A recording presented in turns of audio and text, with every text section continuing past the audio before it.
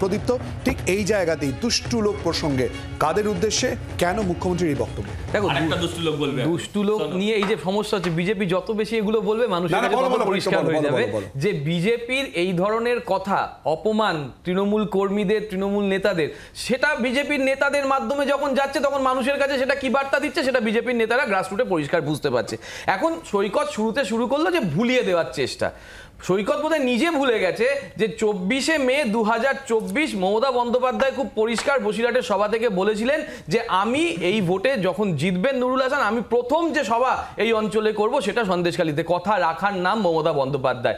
আবার একইভাবে চাপের মুখে নাকি দেখেছে, বোঝা যাচ্ছে সমস্যাটা কোথায় বোঝা যাচ্ছে। আগামীকাল শুভেন্দু অধিকারীর সভা হয়েছে, আগামীকাল সন্দেশখালীতে সভা হয়েছে।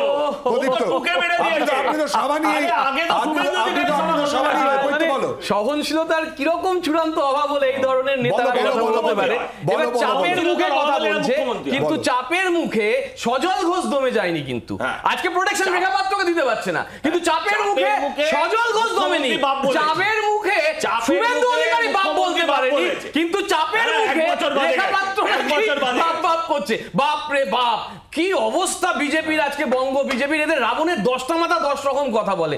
কোথাও সজল ঘোষ একরকম বলছে, কোথাও শুভেন্দু অধিকারী একরকম বলছে, কোথাও অনুপম পাত্র একরকম বলছে, কোথাও দিলীপ ঘোষ একরকম বলছে, কোথাও বা অন্য নেতারা একরকম বলছে।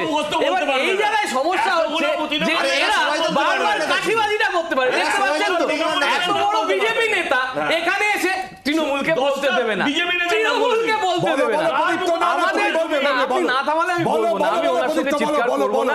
উনি অসভ্যতার মতন কথা বলতে পারেন যে আরেকটা দুষ্ট লোক বলবে, আমি তো ওনাকে অসভ্য বলতে পারবো না, আমি তো অসভ্য বলতে পারবো না। বিজেপির নেতাদের সমস্যা হচ্ছে দলের বক্তব্য অবশ্যই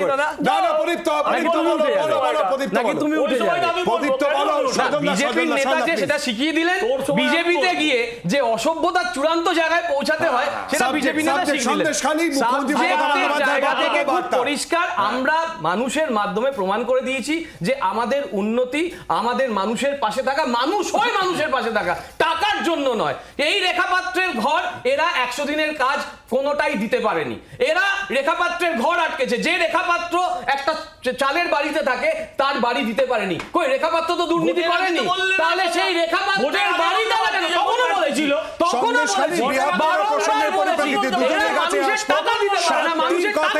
উঠে আসছে। আজ যখন এই সভা শুরু হচ্ছিল সেই সময় ডিজি রাজীব কুমার তিনিও বক্তব্য রাখেন। তিনি ঠিক কি বলেছেন রাজীব কুমার আজকে শোনাবো। আপনারা আমাদের প্রচুর সহযোগিতা করেছেন, আমাদের ফোর্সকে, আমাদের অফিসার ফোর্স এখানে আপনাদের সঙ্গে মিলে এই যে শান্তির বাতাবরণ আপনারা দেখছেন, এর থেকে উন্নয়ন আপনারা আজকে ম্যাডাম অনেকগুলো প্রকল্প আপনার সামনে উদ্বোধন করবেন।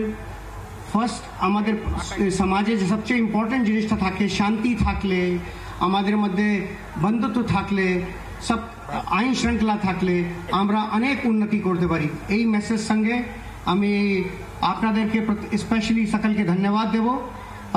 আপনারা আমাদের পুলিশ ফোর্স সঙ্গে সহযোগিতা করছেন, প্রশাসন সঙ্গে সহযোগিতা করছেন। সজলদা, শান্তির বাতাবরণ, পুলিশ প্রশাসনের সঙ্গে সহযোগিতা করেছেন, সবাইকে ধন্যবাদ। রাজীব কুমার ডিজির বক্তব্য। হ্যাঁ, সে তো সবাইকে ধন্যবাদ। আচ্ছা, এই বছর খানেক আগে এই লোকটাই নৌকো করে ঘুরছিল কাকে খুঁজতে? এই লোকটা নৌকো করে ঘুরছিল, আমরা দেখেছি সারা রাত ওখানে বসে কামড় খেয়েছে। না না, শুভেন্দু অধিকারী কি করলো? এনএসসি যখন এলো, এনআইএ যখন এলো, সেটাই তো আমাদের দায়বদ্ধতা। আমরা তো ব্রিজভূষণ সিংহের মতন কাজ করি না, বা সজল ঘোষের মতন কাজ করি না, বা শুভেন্দু অধিকারীর মতন কাজ করি না। শুভেন্দু অধিকারীকে চোর বলবে, সেই শুভেন্দু অধিকারীকে আমার বিরোধিতা করবে। শুভেন্দু অধিকারীকে চোর বলবে বিজেপি,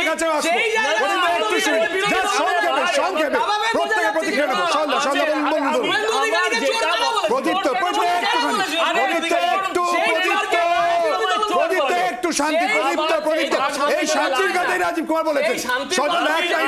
শান্তির কথা আমরা তো বলিনি, কে বলেছিল?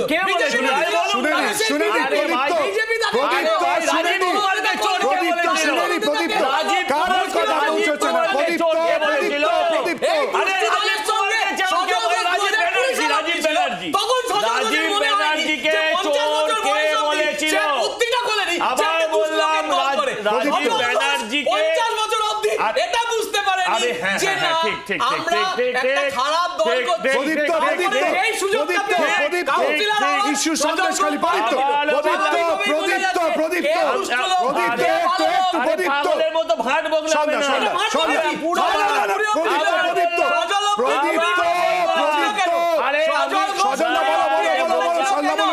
তৃণমূল দলে সজল ঘোষ 20 অবধি ছিলাম না।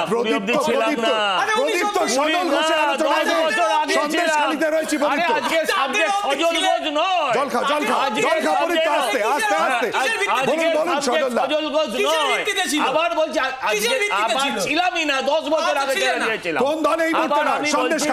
আজকে সন্দেশখালী। আমি বলছি যে ওখানে গিয়ে রাজীব কুমার বছরখানেক আগে কখনো বলেছেন যে পুলিশের সঙ্গে বন্ধুত্বপূর্ণ সম্পর্ক রাখতে হবে? আমি বলতে চাই রাজীব কুমার কেন আজকে মমতা ব্যানার্জি প্রকল্পের করতে গেছেন, মানুষের কাছে বেটে দিতে গেছেন? রাজীব কুমার কেন সন্ধ্যেবেলা শুধু পেছনে জোড়া ফুলটাই নেই, সাংবাদিক সম্মেলন করতে বসে যাচ্ছে নেতাদের মতো?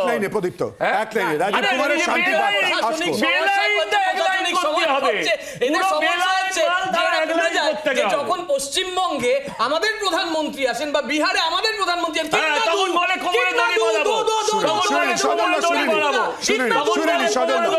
আরে যারা রাজনীতির বাইরে একচুল ভাবে না, 200 ভোট পাইনি বলে, 200 আসন পাইনি বলে ভোটের রাজনীতির কথা উঠে আসছে, কিন্তু এই সন্দেশখালী 5ই জানুয়ারি থেকে দীর্ঘদিন কিন্তু খবরের শিরোনামে থেকেছে। এবং আপনারা জানেন 2024-এর লোকসভা নির্বাচনে এ রাজ্যে বারবার আলোচনায় চলে এসেছিল সন্দেশখালী।